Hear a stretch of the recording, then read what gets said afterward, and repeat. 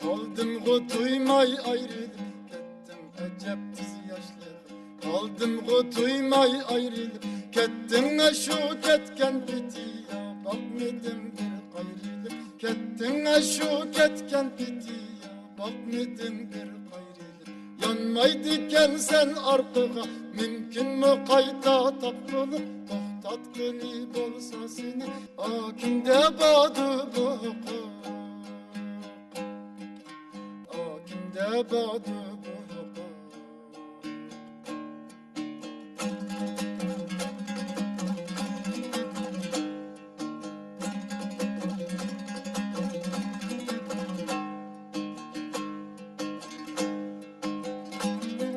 Hem de Irak'tı karısam saldım bülekçi otmana. Kandakçı bakkal bolgetim aldımdı vaktinde sana. Kandakçı bakkal bolgetim aldımdı vaktinde sana. Yaşlığım neler ki kettim kol silip kettim şu ketken biti. Ya bakmadım bir gayrılıp kettim şu ketken biti. Ya bakmadım bir gayrılıp.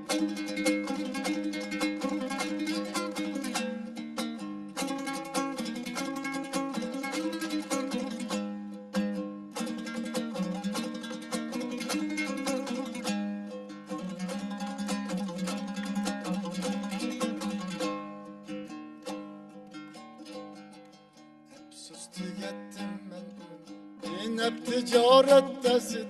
Hep sus tügettim ben hep ticarettesin. Yok ittiharlık izleri aldın hicalet kepitim. Yok ittiharlık izleri aldın hicalet kepitim. Koydu bu hasret kemini ben başlığım bir kutluğum. Geldi bir gün kahrim bilen bu illetimli satlığı. Yetimli satlığa.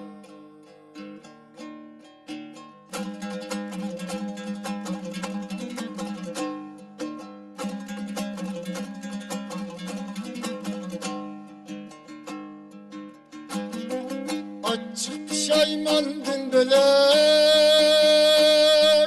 tatlık tesella yok bana.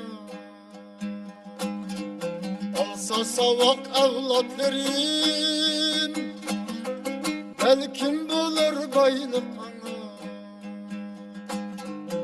Alsa savak evlatlarım belkim bulur baylık ana.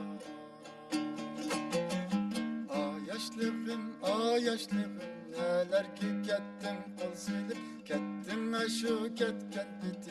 Ya bakmadım bir gayrılıp kettim şu ketken biti.